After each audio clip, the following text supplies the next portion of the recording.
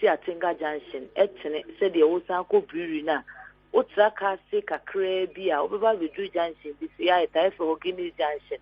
enti wo fa ho na sa kwan na ebetimi de wakosi oti ebetimi de wako landfill site ho ebetimi de wako Sokoban ebetimi de wako Wood Village ehwa timi fa ho ekoti Adeja etimi fa ho koti Esreso na se sa kwan na linkia de koti Bosomtwe kwan no na se Wood Junction ba ko bi e hwe ka Road Junction eno so fa ni benkum so na eno so de wo ko Dumpasi Aprabo no wafa Dumpasi Aprabo ade akosi atonso agogo obetimi afamawura Kuwait akwa akosi atonso bokro ho no nyina me cheche ni nyina metiefo ni ahwefo ahu se ekwan na meka no senka ya ni ye na ya gusua kebebo ama akobedi ensem ama atonso traffic bebre echeka so a edubre kentimi nkokentimi ma no enkesu betimi ate na kwan no nanka de efa Kuwait ni Aprabo na sa kwan no so asai saa na so bra ye beto aba no MP wo ho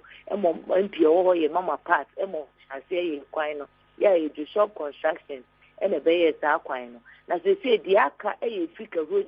any station bi wo ho e ba be si boat eni mu ho no pepepe e ho na se wo hwe so amna e she da nye se amna na da ho but pothole na emu aye kasi ama nsuo ayiri e wo kwan ni nyina ni mu ho no mo ekobasa ekwan amase chese nko bi doje efa brewery wa obetimi afa ho ma traffic e wa tonsu ni ansa kwa so ate no ekwan ni nsuo ni timi yiri ana nya akowese de eka yibi akeka kekamu na ebi ntimi nko ebasa omo wa achire ho no trotro taxi efi kromoba ebi mampo na abefa wo ma side wo mo abekrum ekoba se edu nebi ma wona wote brone ni so kaka wo hu bomu so obeye ye chire o keka wo ho kakra eno ya nam so ma obegu kwan no na ye de ya so etoto fom no ya te se empanifo gu so e ka ho asem eye boat any assembly no na so ntimi wie peye akosi se afani no ye hunu de wo ji atum na sika free baby aba eme de aye kwan no enti boat baby a ye nyina ye ni tankesa kase ba ebeyi fango ne niema no ehwo no animu ho no na etutu agumu ama ensuo atai ho a aye sei ne betumi edi den na se ensuo ntobio na ensuo bedu ho no na ensuo no da so tata akwa mu hu yako enti se ensuo no efa nipa ejapade bi koye anasasan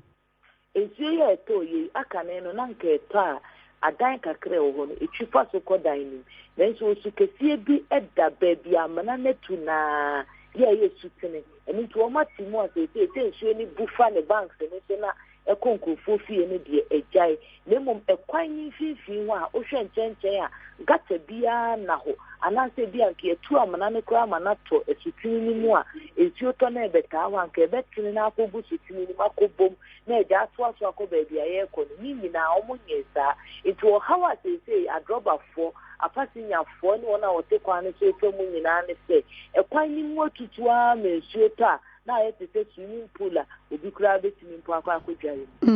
adwa meme de me hwe wo TV so me ka se bi a eye pool bi kura na da ho santi ekwan aka efa so pa na ayirisa no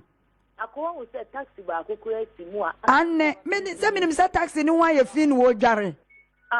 eni se bi a okoso ni awankata na omonnamu na wo hwe asa akwan ni so wona wo de abobo ya ekofam wura free asoase nkro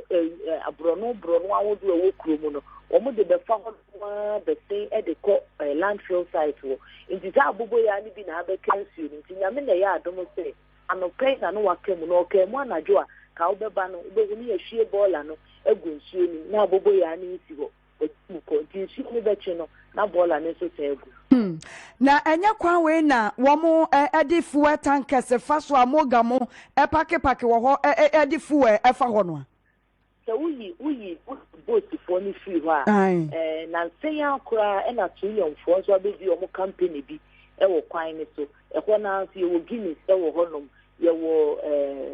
sawmill company bi enso wo kwan ni so na oba baby apart from baby boat for tankers akese no oba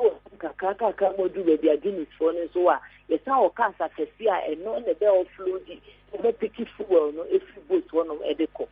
okay mo ene amanebopa ya wode amayen ajo akyerwa eketina my bebe etiefo na ye kokofa no ahoma